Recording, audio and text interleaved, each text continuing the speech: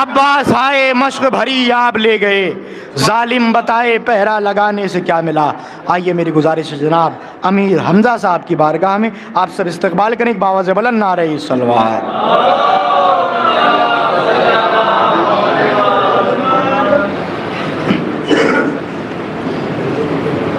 حاضرین اکرام السلام علیکم۔ سب سے پہلے میں آپ سب کو اس جشن کی مبارکباد پیش کرتا ہوں۔ ایک درود پڑھیں بر محمد و آل محمد۔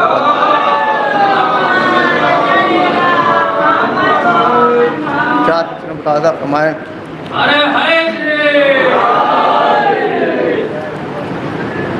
ابو طالب کے ہاتھوں پر محمد مسکراتے ہیں، ابو طالب کے ہاتھوں پر محمد مسکراتے ہیں، ملک عرش بری سے تہنیت دینے کو آتے ہیں۔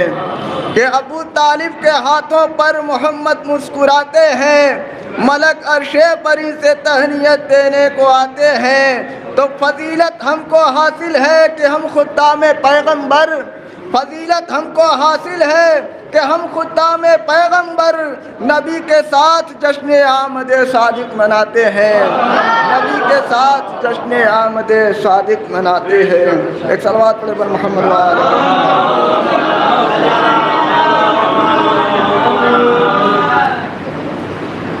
مسدس کے 3-4 بند دادا فرمائے کہ ہے سب سے پہلے خالق اکبر کا تذکرہ، ہے سب سے پہلے خالق اکبر کا تذکرہ، پھر اس کے بعد اس کے پیغمبر کا تذکرہ۔ ہے سب سے پہلے خالق اکبر کا تذکرہ، پھر اس کے بعد اس کے پیغمبر کا تذکرہ۔ بعد نبی ہے فاتح خیبر کا تذکرہ، پھر ہے رسول پاک کی دختر کا تذکرہ۔ پھر لکھ دیا قلم نے حسن شاہ مشرقین، بے ساختہ زبان پہ پھر آ گیا حسین۔ کہ پھر لکھ دیا قلم نے حسن شاہ مشرقین، بے ساختہ زبان پہ پھر آ گیا حسین۔ لکھا قلم نے پھر صفحے کرتاس پر جو نام، جس نے یزید نحس کا جینا کیا حرام، ہاتھوں میں جس کے تیر نہ خنجر نہ تھا حسام، پھر بھی پلٹ کے رکھ دیا تخت یزید شام۔ تو تیر و تبر نے نیزے و خنجر کی دھار سے قصر ستم گرا گیا خطبوں کے وار سے۔ تیر و تبر نے نیزے و خنجر کی دھار سے قصر ستم گرا گیا خطبوں کے وار سے۔ اور آگے چلا قلم تو ہوا اور سرخ رو، آگے چلا قلم تو ہوا اور سرخ رو، کرنے لگا محمد باقر کی گفتگو، چرچا ہے جن کے علم کا دنیا میں 4 سو، دل میں لیے خراج عقیدت کی جستجو۔ پہلے قلم پہ ناد علی میں نے دم کیا، پھر اس کے بعد جعفر صادق رقم کیا۔ کہ پہلے قلم پہ ناد علی میں نے دم کیا، پھر اس کے بعد جعفر صادق رقم کیا۔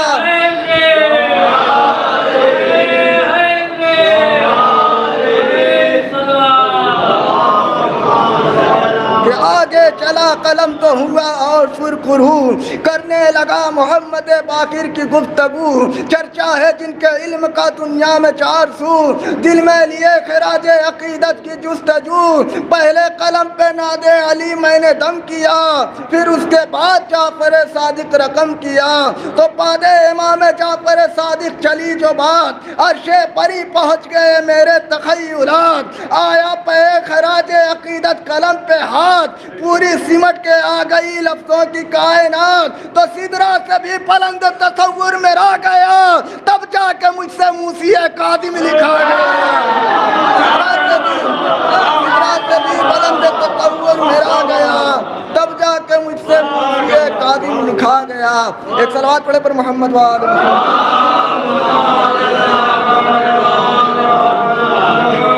ایک اور بلند ترین صلوات پڑھے۔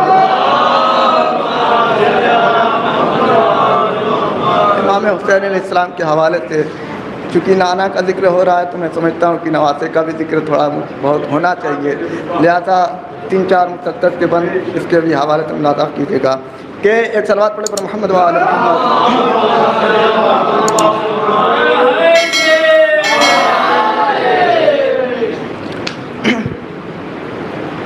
نبی کی عرش نگاہی کا آفتاب حسین، نبی کی عرش نگاہی کا آفتاب حسین، پسر بطول کا ابن ابو تراب حسین، نبی کی عرش نگاہی کا آفتاب حسین، پسر بطول کا ابن ابو تراب حسین، خدا کی زد پہ مہکتا ہوا گلاب حسین، جمود ذہن میں تحریک انقلاب حسین۔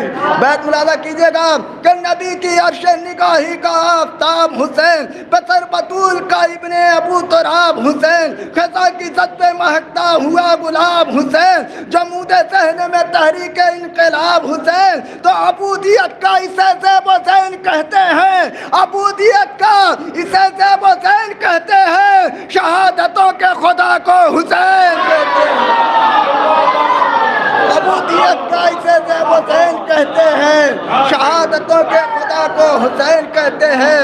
اور حسین ابن علی تھا اصول تک پہنچا، حسین ابن علی تھا اصول تک پہنچا، عبادت نبوی کے حصول تک پہنچا، خیال سجدہ رب کے شمول تک پہنچا، صفوں کو چیر کے پشت رسول تک پہنچا۔ ملاحظہ کیجئے گا کہ حسین ابن علی تھا اصول تک پہنچا، عبادت نبوی کے حصول تک پہنچا، خیال سجدہ رب کے شمول تک پہنچا، صفوں کو چیر کے پشت رسول تک پہنچا۔ تو اگر تصور شاہ حجاز باطل ہے، اگر تصور شاہ حجاز باطل ہے، تو پھر کہو کہ نبی کی نماز باطل ہے۔ اگر تصور شاہ حجاز باطل ہے تو پھر کہو کہ نبی کی نماز باطل ہے۔ ایک صلوات پڑھے پر محمد و آل محمد۔